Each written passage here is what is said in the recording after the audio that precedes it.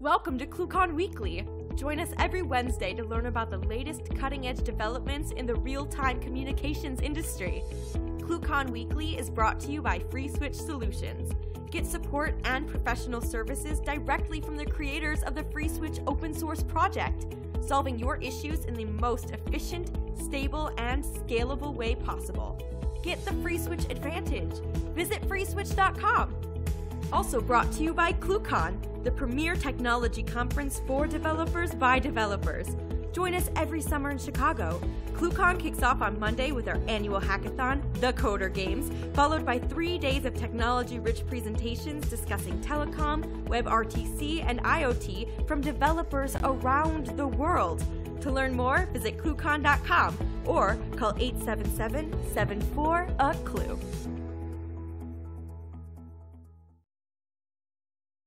Good afternoon, ladies and gentlemen. Welcome to another edition of ClueCon Weekly. I'm Joshua Young and will be moderating for Ken this week. Today is January 31st, and our guest speaker this week is Simon Woodhead. Simon is the founder of Simwood.com, and he has built his company from the ground up on the belief that convergence technology can change the world for the better. So stay tuned, and we will hear about Mr. Woodhead's latest vision as he continues his mission toward a transparent telecom industry. And first, let's check in with Kathleen King for some community news and announcements. Thanks. Hello, and thank you for joining us today on ClueCon Weekly with our guest Simon Woodhead. If you have any questions during the call, please comment in the YouTube, HipChat, or IRC channels, and we'll try and answer them during the call. And don't miss next week. We have some of the lovely ladies from VoIP joining us.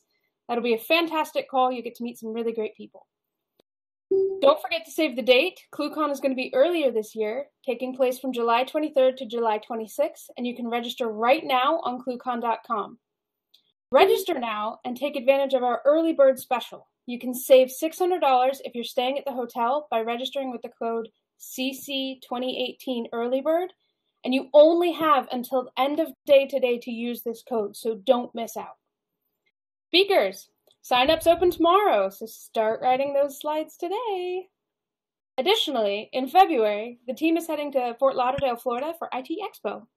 We'll be offering a free full-day training before the conference on February the 13th, and the sign-up link is on our website, social media, and will be in the video notes below, so go reserve your spot today. Thank you to H-Tech for sponsoring phones for IT Expo. You can win one of these awesome phones either in the FreeSwitch training or during the Expo event. You can look for us at booth 120 to get some limited edition FreeSwitch swag, and we'll be playing Tic-Tac-Verto and handing out some really cool prizes.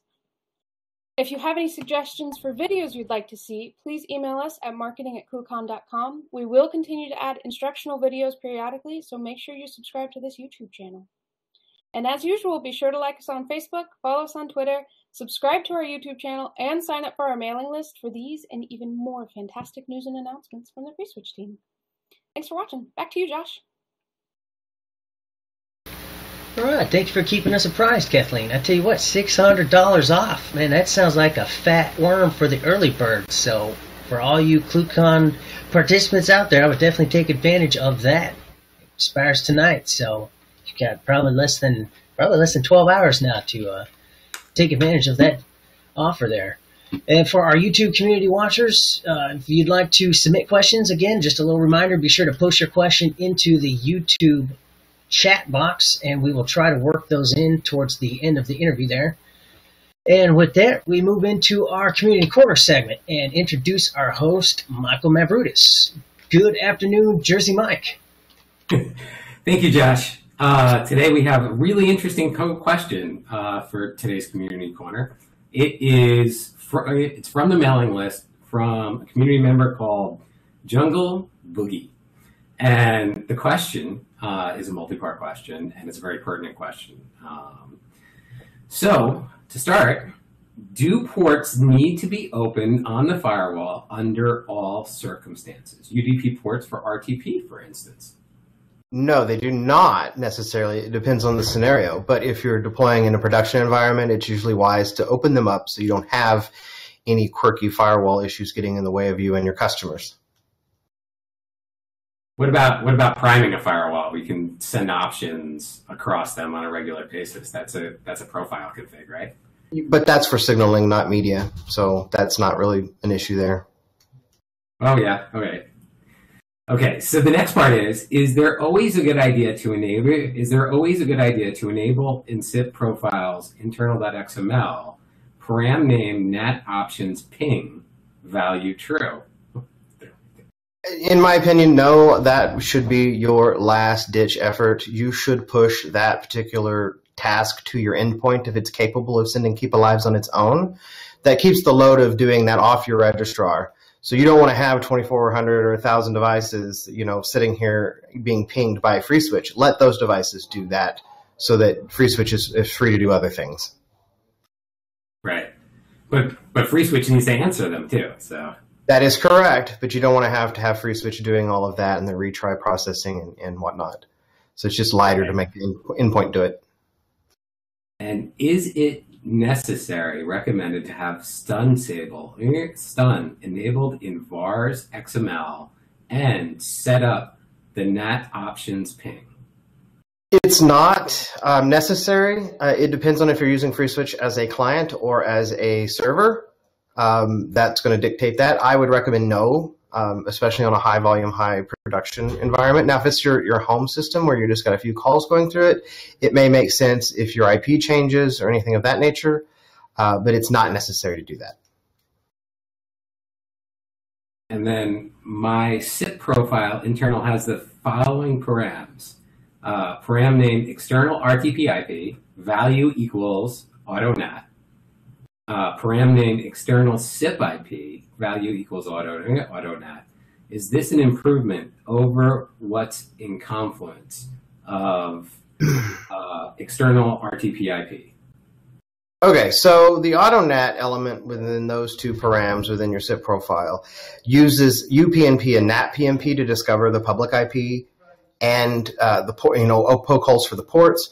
In a residential install behind your residential NAT, AutoNAT probably makes sense because it can automatically figure out your public IP, poke holes in your firewall for you.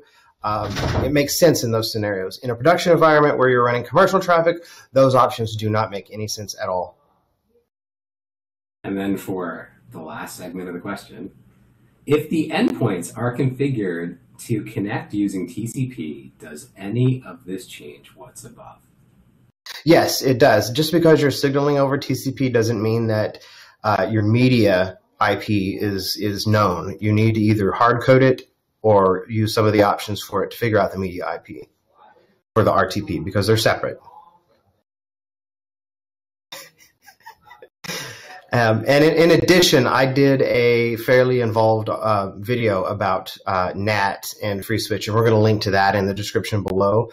It's very wise to go over that as well to get a more in-depth review of these options because I do demo a lot of this and go into some other options that are very important, especially when deploying NAT in either a small business or residential environment sitting behind a NAT. Okay, so one of the questions I actually get very frequently, and people have the tendency to stay away from installing FreeSwitch on devices or in cloud infrastructure that incorporates NAT, like AWS, GWS. How do we what's a recommendation for the end user to utilize those services? Always set the external SIP IP and external RTP IP to your elastic or public IP that you've assigned to your compute infrastructure. In addition, open up the firewall ports for the RTP ranges, which you can find in switch.conf.xml. And you can lower those ranges if you want to limit your exposure. So you can actually lower the number of ports you have open there as well. Well, thank you, Brian. You're welcome. And now for Simon Woodhead. Simon, thank you for coming out today. Hi, Mike. Thanks for having me. Sorry about my video and audio.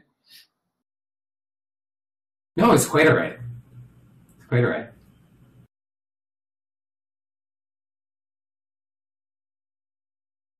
So, what do you have to present for us today? I'm here for a chat, Mike. No, I seriously got nothing to present. I'm dropping by for a fireside chat, as Kathleen described it. So you've got loads of questions for me, I expect. Absolutely. So I understand you've opened up a new office. Yeah, we've moved office, so we're 2 hours closer to my home, which is a little bit easier. Still 2 hours away, but a lot closer. Everybody's moved, bar one.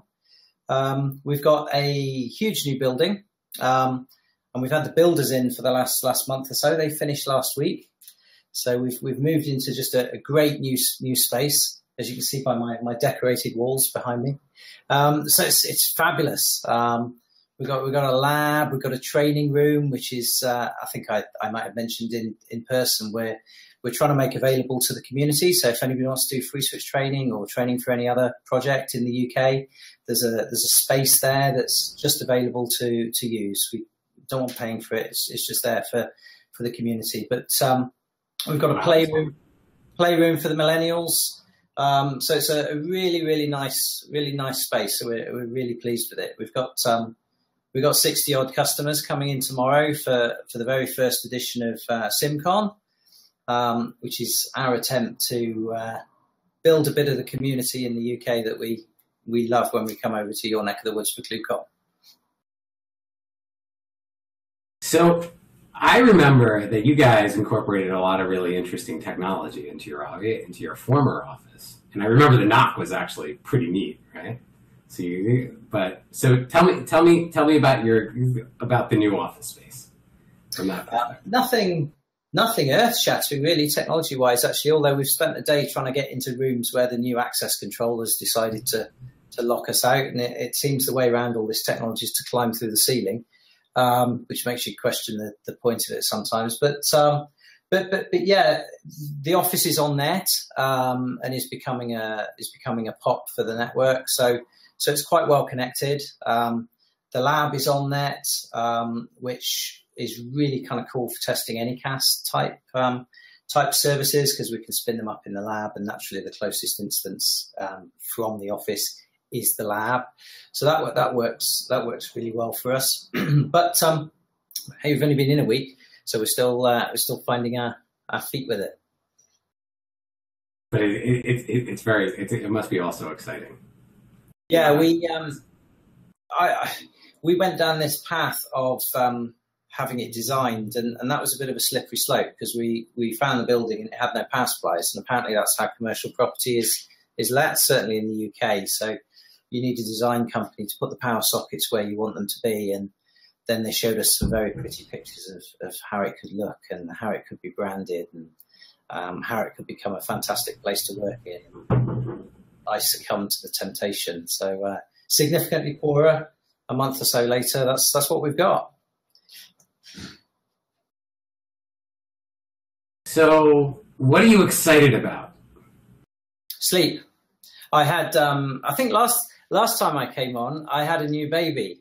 And this time I'm coming on, I've got a new baby, plus all the others. So it's been quite a busy time personally. It's been a busy time work-wise. We've got this event tomorrow, which we're all focused on. There's cameras and Navy equipment galore next door being set up for that. So that's the near-term target. We're then off to IT Expo with some of you guys week after next, and then we're into the annual circuit of conferences, starting with Camellia World over in Berlin. So I love those. I get such a lot out of coming and hanging out with you guys and speaking at them. We always come back having learned something. So that's. Wait, are you going to go to Open Sips as well, or just Camellia World? Just Camellia World. So we don't use Open Sips in the live stack anymore. We used to. We're purely Camellia. So no, we do skip the Open Sips one. Although I'm sure Bogdan would love us to go to it. I just never have. But yeah, ClueCon, Astracon. Camellia World. We're doing, like I say, IT Expo this year. First time for us. We've never done it before, but we'll see how it goes. Business wise, we've got loads going on. I've just written a book, which we had a whole load of copies back from the printers yesterday. So that's going out in the mail anytime to just about every business over a certain size in the UK. That's all about. So what's the book about?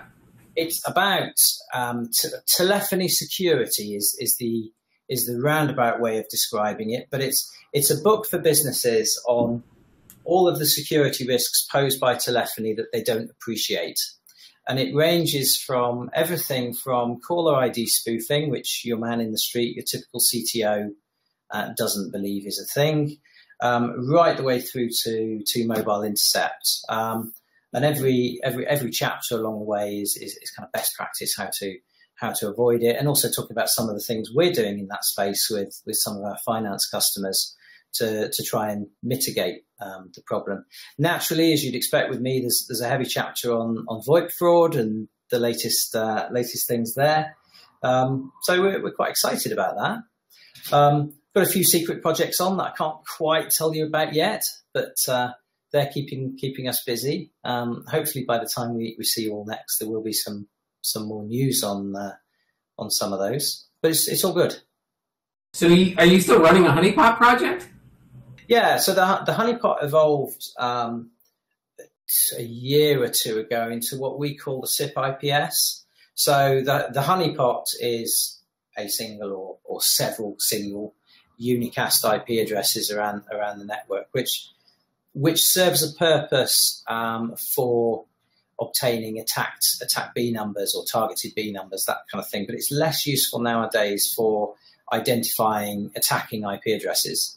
What we started doing in, I think it's 2016, a couple of years ago now, was in front of the honeypots and really network-wide around the whole country, we started trapping any SIP traffic and categorizing it into where it was targeting.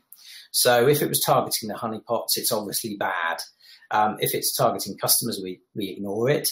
But if it's targeting other areas of our infrastructure, depending what that infrastructure is doing, we can categorize it in different ways. For example, like tells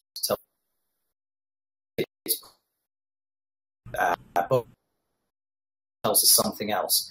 So since then, we've been relying on the data from the SIP IPS rather than the honeypot, although the honeypot is part of it. And that does a number of other things that are that protect the network in real time. So we can see bad IP addresses attacking anywhere on the network, and using the clever SDN type techniques that I've talked about at ClueCon in the past, we can block that. But we can also see targeted B numbers, both the numbers that they're using at the scanning stage, the testing stage, or indeed at the live attack stage if the honeypot's involved. So real time, we can feed that back into call routing and offer protection to customers.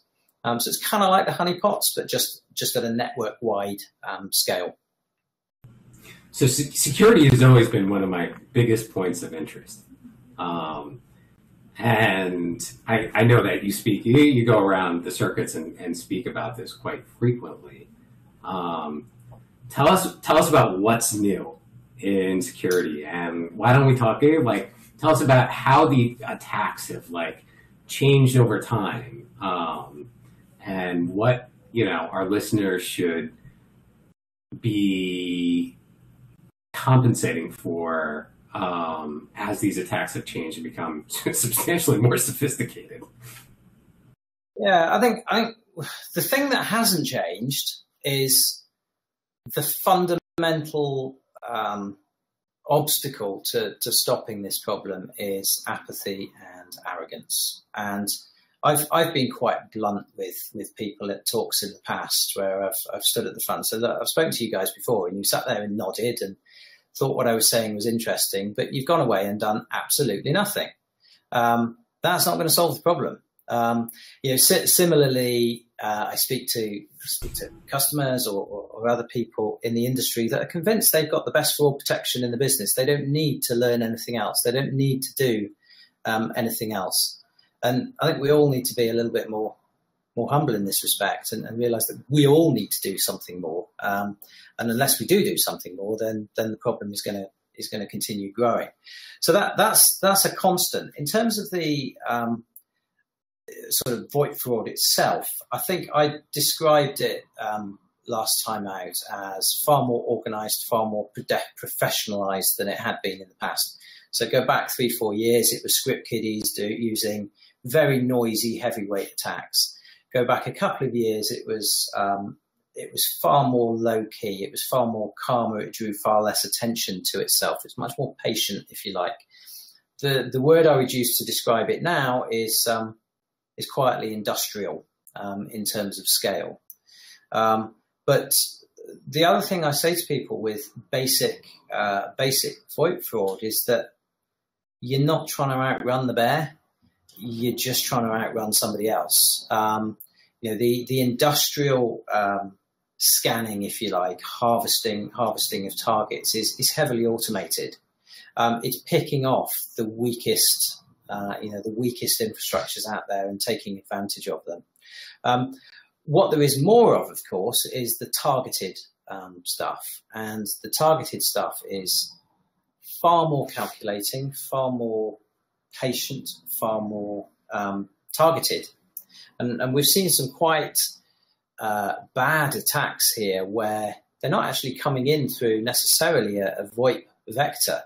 A big one that we saw was it was using legacy equipment that had been IP enabled and exposed some other port for some other service now to the internet that should never have been exposed to the internet, and that enabled calls to be controlled. So thinking of a legacy PBX that was IP enabled and exposed the TAPI port to the internet. So that enabled an attacker to control calls without being involved in SIP. And in that particular case, this equipment was deployed by an ISP. They had a particular prefix out of their assigned range that was devoted to media equipment. And the bad guys had worked out what this range was and that the same equipment was at the end of every IP address. So having determined the vulnerability, just over Christmas one year, they just picked one off after the next. And on each and every occasion, we identified it and blocked it for them. And they quietly went away and came back the next night and targeted some more. And this ISP was in the position of having their entire customer base targeted because they had common equipment in a common place, which had an attack vector that hadn't been contained. So that's quite scary. As far as attack vectors within routine SIP scanning is concerned, again, depends how far back you want to go. The one change I identified when we put out our fraud analysis in 2016 was historically it was multi-stage. So there'd be an option scan to determine is the SIP equipment there. And then stage 2 would be either a scan of register attempts or a scan of invites, trying credentials in response to those to find a pair that worked. What was happening in 2016 was a greater shift to using options for phase 2, because if you had certain user agents, and Asterisk was particularly prone to this, you had certain user agents there, you could send an options request with a user in, and you'd either get a 200 OK if the user was valid or a 404 if the user wasn't. FreeSwitch behaved differently. It just behaved consistently, whatever the user was in the options packet, which is actually what you want. So what that was enabling them to do was at least determine a valid user on the system through an options request. And an options request, as you'll know, is very, very passive. Many people's basic line of defense for this stuff is to use fail to ban. Well, fail to ban relies on log files. You don't log options requests with non-existent users in them. Therefore, fail to ban was useless against this vector. So that was a behavior we highlighted in 2016. What we've seen more of in 2017-18 so far is SQL injection. SQL injection in invites and register attempts, which is quite a new one. And interestingly, along with the SQL injection, they're getting a little bit cuter on the user agents. So the user agents are spoofing bona fide user agents to a greater extent than they were before. So it used to the script kiddies picked up, realized how to use find and replace. Yeah, yeah. But the fact that the user agent was relatively consistent for some of the previous attacks was quite useful. Certainly in behaving differently to them coming in. But yeah, now SQL injection, I saw the other day, was just masquerading as a Cisco device. There's still certain giveaways within the packet that it isn't legitimately that. But a lot of the SQL injection attacks I've seen have been from, and I'm not even sure if it's a Zoiper user agent, but it's Z and then it's space, and then there's actually a couple different versions.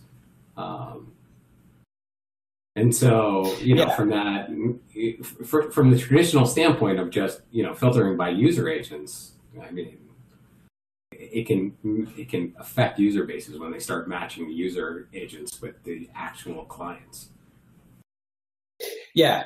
One thing I've always said to people, and it's really tempting to do something different, but is if you can identify this traffic, don't just block it, because if these guys know that there's SIP equipment there, if they're targeting your published primary proxy address, say, and they're not getting a reply, then they know you're doing something with their traffic. If it's hairpinned off and routed in a different way, but they're still getting replies, that's less obvious that you know what they're up to.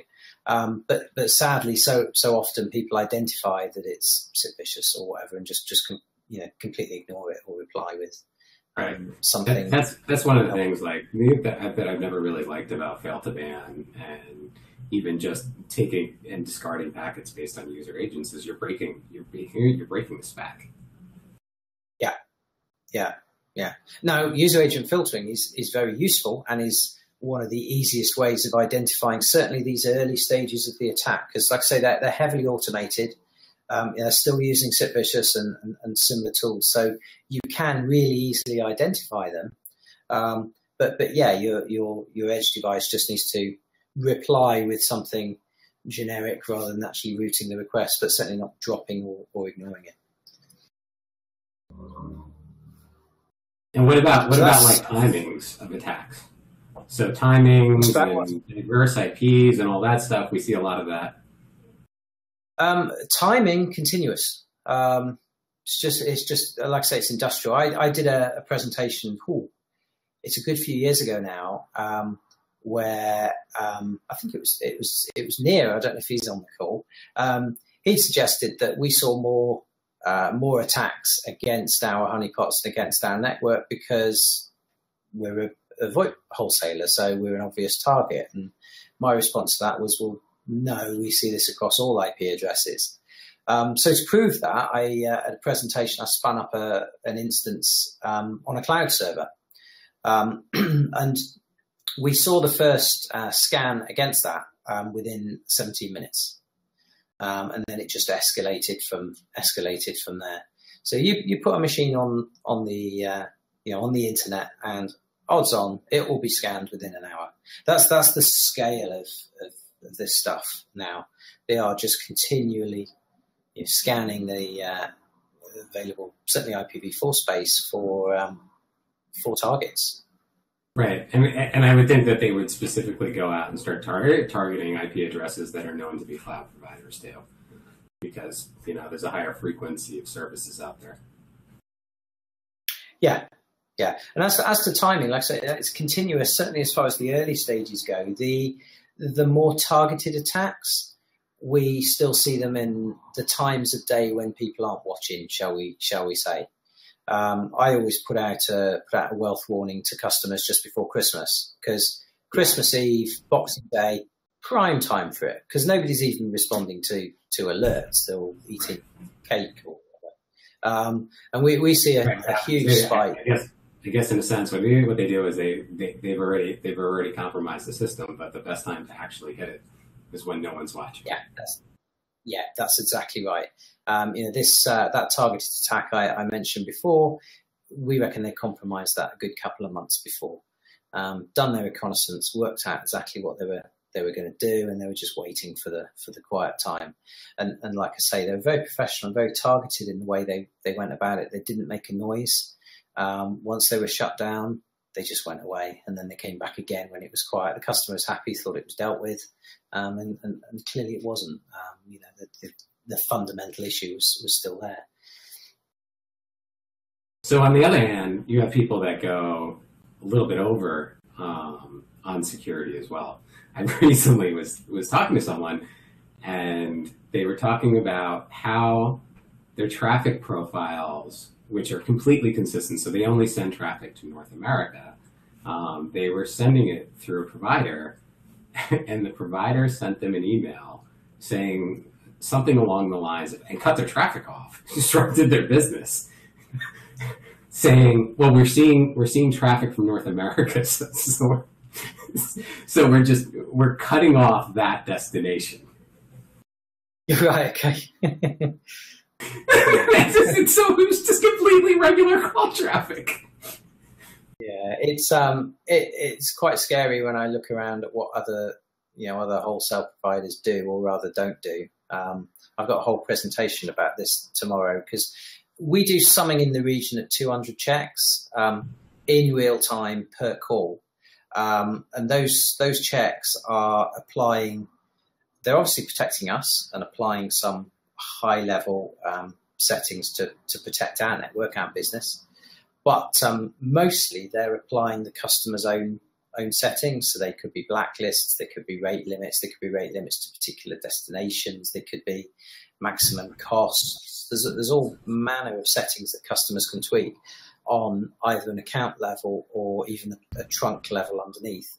So the idea is they can fine tune what we will allow them to do to suit their business. But the point is they can completely lose control of their system and still maintain control via us, if that makes sense.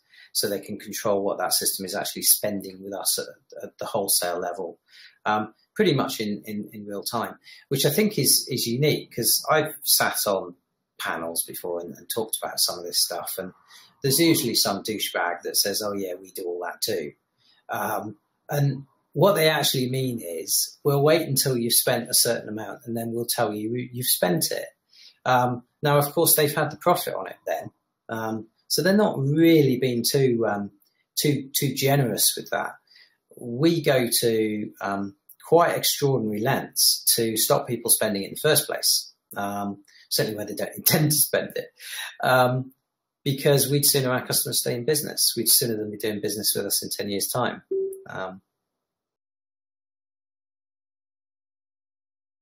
So within like there's different types of customers, right? And different types of end users out there. And so you have the generalizations of, you have like a carrier that does a very substantial amount of traffic, and then you have the millions of VoIP providers that are out there. And then you have actually like a person that's sitting on like a class 5 feature set, right? What would you recommend for each one to kind of what they can do with their level of knowledge to secure each one of those different categories down? Cool. How long have we got? So there's very obvious things that they can do to secure their own system. The obvious ones being, firewall, basic perimeter security, hardening the OS, applying all updates, all of the usual stuff. But that isn't going to cater for everything.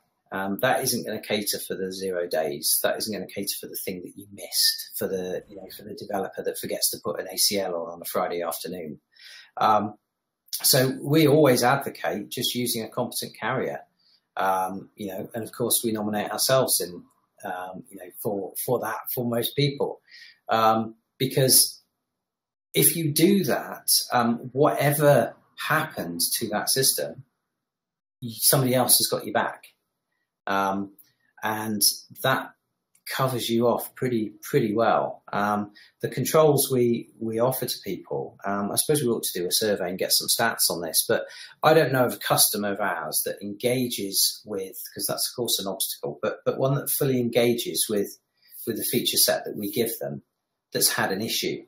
Now there's two ways of interpreting that. One is that the feature set is awesome and stops them having a problem.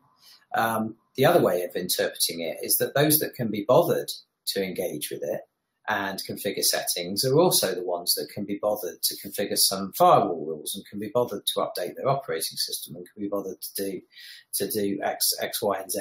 It comes back to this apathy, arrogance thing I mentioned at the start. If somebody cares, if somebody's going away from a talk on vote fraud and actually doing something, I would put them in the lower risk category.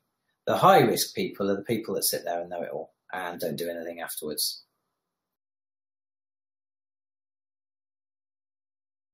Oh, that's true. So, what would you, obviously, ingress and egress points are, as well as the internal network, is a good place to start securing all devices, right? But from a vector perspective, what do you feel would be, where should people focus on with limited time and limited resources? Well, I think for most people on the call, it's going to be outside in. But the various cyber vendors would talk about inside out being equal, an equal threat. But I think that for most of us here, we're dealing with kit that's away in data centers that's generally accessed through the internet. So that internet edge has to be the primary vector. But don't simply focus on you think of VoIP fraud, you think of compromise at the SIP layer. But it's just as easily and just as often done at, say, HTTP. Through the admin console, create an admin user, away you go. That is an incredibly common one. Similarly, user agents deployed out to customer sites without password set or with default password set, such that anybody on the LAN in that site can gain access to it, gain credentials to do with what they need. Auto provisioning, another one, easy thing that gets forgotten about, often unauthenticated, relatively easy to determine. You can download an XML from a given provider with all of the details you need to perpetrate not necessarily an attack, but to pass traffic masquerading as that user. So there's many areas way beyond the basic SIP, the front door, if you like, and it's very easy to kind of build a house with a steel door and 7 different locks, but forget to put a wall in. Or leave the windows open. Right, and a lot of times, if you get to that XML from the provisioning server, not only are you getting the account credentials, right, for that specific device, but one of the things I think is the more valuable information is the references to the other network infrastructure. And so, you'll see what the other you'll be able to identify what the other assets are. For that specific, company. And that's where, that's where it becomes even more dangerous because they have vectors, they have additional vectors to target. Yeah. I mean, WebRTC goes a long way to getting around this problem, of course. The sooner we don't have physical phones on the desk, then the whole issue of auto-provision servers goes away. But I'm sure they'll be on something else then. So you're running an Anycast network, right? Yeah. So you may have seen a presentation or two on it. Well, yeah, I did. So do you, according to the marketing material. I do. Yeah. It's actually it's worked very well for us. Very well. So tell me, let's talk about Anycast and as a technology, because for me, it's an exciting technology. I really like it. Yeah, so I've done a few talks on this now. We were midway through deploying what I call our new stack. Last time I presented on it, that is now fully live. The old stack, as it were, actually gets fully switched off at midnight tonight. So we're totally over. We're totally immersed in this new way of working. Anycast is amazing. Containerization is amazing. The development workflow that has come from both of those are similarly amazing, and have just been a game changer, certainly for us, because I think as far as development workflow goes, we probably had a bit of catching up to do. Anycast itself, as I've said in various presentations, it has many benefits for public facing services, but for us, the majority of the benefits are internal.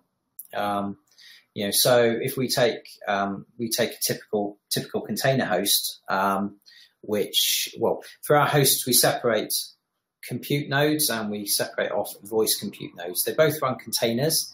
It's just if the container is running, say, FreeSwitch or otherwise handling media, we want that on a host that doesn't have the noisy neighbor issue. It's just completely segregated. But take our FreeSwitch nodes. They use XML curl when a call comes in to receive their dial plan. They'll be calling an Anycast address, so they'll be hitting the closest app server to them, which is generally the compute node in the same data center. But if that fails, then through the magic of routing, they're hitting the next closest. Similarly, XML CDR, pushing CDRs out. We don't have to worry about the app server that's receiving them dying. They just go to the next one. But it gets better than that, because take the app server that's serving the XML for XML curl. That will be running Node.js generally, and that will be querying Redis. We use Redis for everything line of business. But that Redis is a read Redis node, and we have one on every single host. But that one on every single host has the same IP address. So that call routing script is just talking to Redis, but it will be talking to the closest instance of Redis. So it'll be talking to the one on the local host. So the traffic isn't even leaving the host. But if that dies, then of course it's talking to the one next door. So in that way, Anycast has done dramatically more for us within the network than outside the network. And outside the network with global POPs is very sexy and glamorous and, nice to put on your posters and things. But actually the internal benefits are what really have changed the game for us. A few caveats, but a few learning experiences. It's not a silver bullet by any stretch of the imagination, but it's been amazing for us, and I'm really, really pleased that we're over on that new stack now, and it's really bearing fruit. So what's really interesting is I think as time goes by, it's the concept of Anycast is just going to be, it's not going to be like an advertised thing. It's just people are just going to utilize it. I think there's a lot of companies out there or carriers out there that actually utilize it internally in their network and don't advertise it as a product. I'm not so. In the end, I think it's going to be like, really, it's just something that everyone should have. Yeah. I haven't come across too many people doing it internally, because to do it internally, you have to have a certain network architecture, and many people aren't there yet. You got to be a larger operator for sure. Well, you've got to be talking BGP. We speak BGP from the container to the host and from the host to the network. So we can spin a container up and it is announcing its IP address. So you can have two containers with the same IP address. Whereas if you're using a more traditional approach of a host is in a VLAN, that VLAN has a gateway, then you can't do that. You're more confined. I haven't come across too many doing that, but I think they should. But when I talk about our new stack, of course, I'm talking about the whole network change as well, because I forget I talk about this stuff that we've got going on at ClueCon. It all moves really, really quickly. 2 years ago, I was talking about us putting the new Arista network in, and all of the cool stuff we were doing with software-defined networking, which I now consider as historic. But we're actually still way ahead of people that are running refrigerators, working in the old way of doing things. Yeah, well, I guess in the end you need that unicast address to make sure you're getting to the right place. Yeah, that's one of the challenges. So yeah, you can give every container the same anycast IP address, but then how do you monitor them? How do you have them talking out to other services? You still need that unicast. You generally have two IP addresses: unicast for internal use, anycast for consumption, be it internal or external.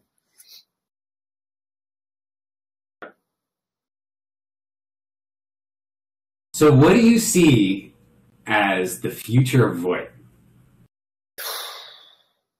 That's a hard one.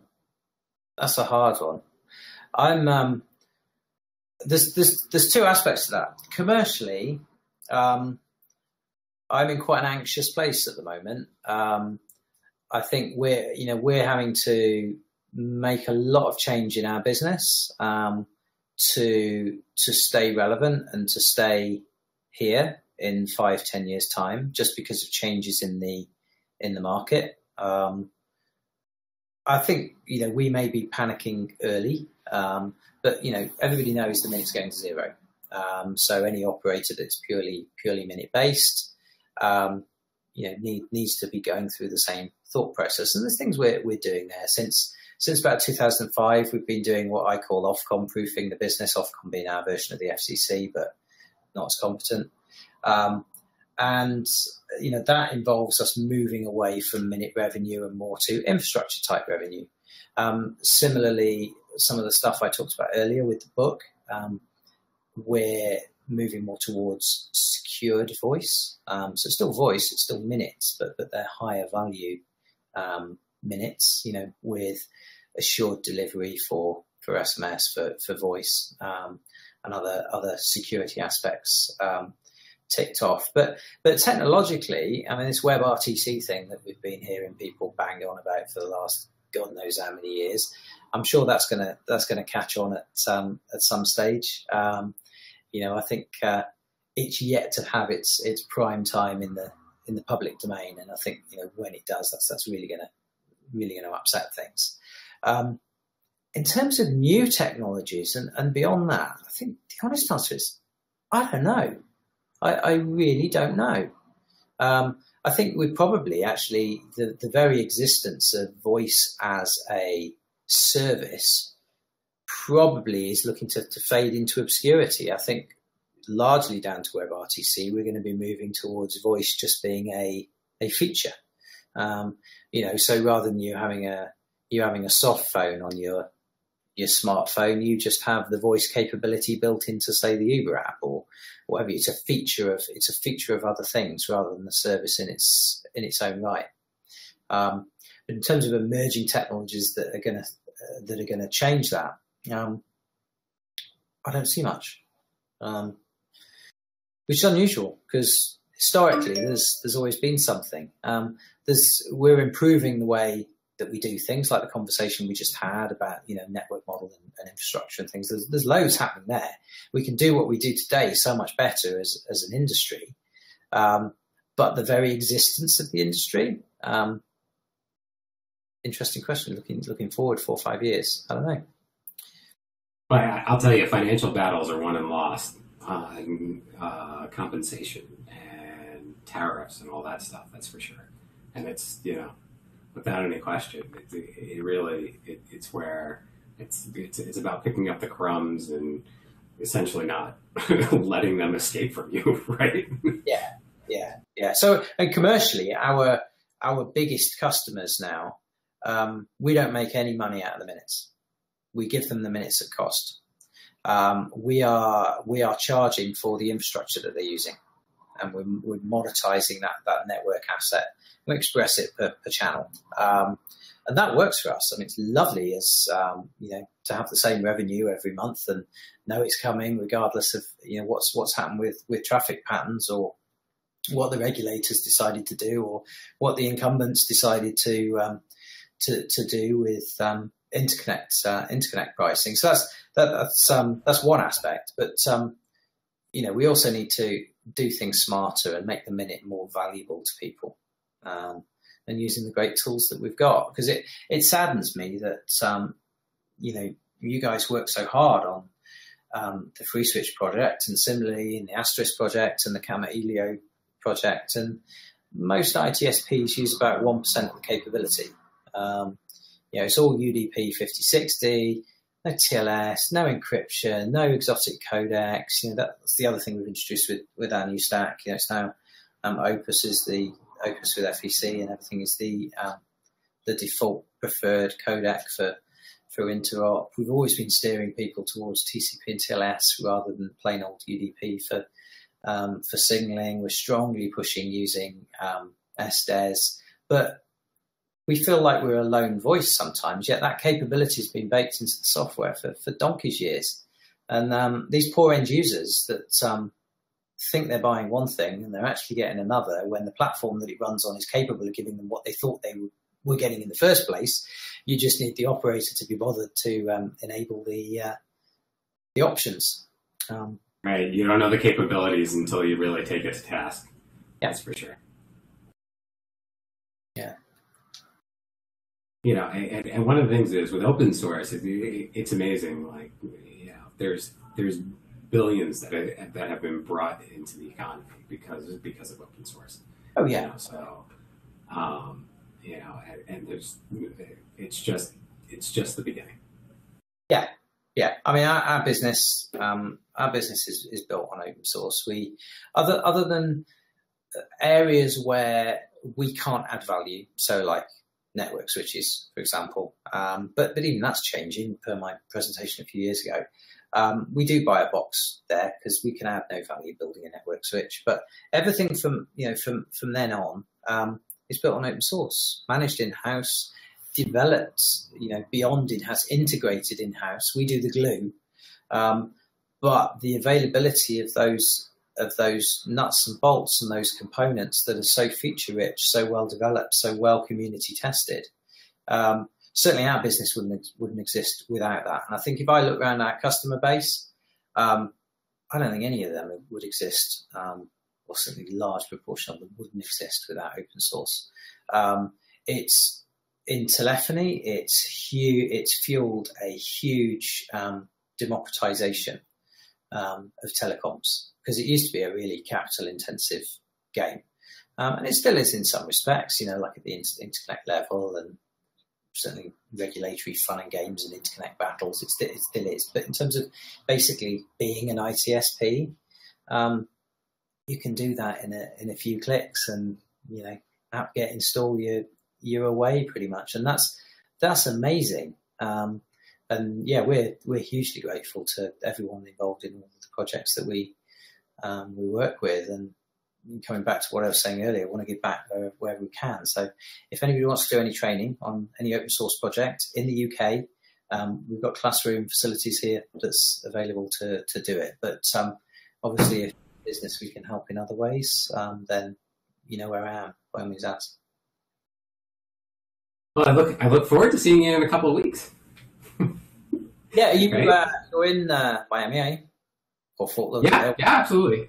Yeah. I guess it's Fort Lauderdale, technically, right? But IT Expo, booth 120. You're there as yourself, as VoiceTel. No. I'm there. We're there. I'm coming in as the community liaison, so Okay. Free Switch. Oh, fabulous. Well, we're in the Asterisk bit, Asterisk World. So I'm speaking there as well on VoIP fraud. So yeah, we look forward to seeing everyone. I've never been before, but there's quite a few of the regulars going, shall we say? So looking forward to it. Yeah, it's the first time for me too. Yeah, I think it's the first time for the other FreeSwitch guys, isn't it? So thank you for coming in today. We have Simon Woodhead from Simwood. And I guess we've got about 5 minutes to take questions from the audience.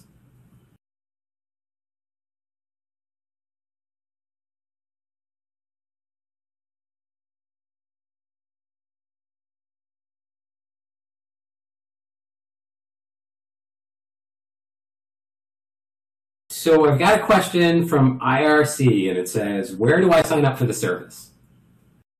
For our service, Simwood.com. There's a sign up button. That's it. Okay, well, thank you for coming in today. Back to Josh. Thank you very much. All right, for those of you who participated in the ClueCon 2017, you may recognize this collectible T-shirt as was provided by Mr. Simwood there, or Simon Woodhead. It was provided at the Simwood booth. And so collectible T-shirts have kind of been a fun part of the ClueCon tradition. And just to give you a brief reminder, once more, that, if you would like to get your $600 off early bird special, just go to ClueCon.com, click on the yellow registration, and type in the CC 2018 early bird code to get your $600 off. Again, this expires tonight, so, won't be early bird thereafter. And so next week we will be featuring a Women in VYP segment, which has been put together by our very own news anchor, Kathleen King. And we look forward to seeing what the unique perspective on various women would be as they take up careers in the VYP industry. And so that is all that we have for this week. And until next time, sit carefully out there. You've been watching ClueCon Weekly. Tune in every Wednesday at 12 p.m. Central. Keep up with the latest happenings by subscribing to our YouTube channel, follow us on Facebook and Twitter, or visit us at freeswitch.com.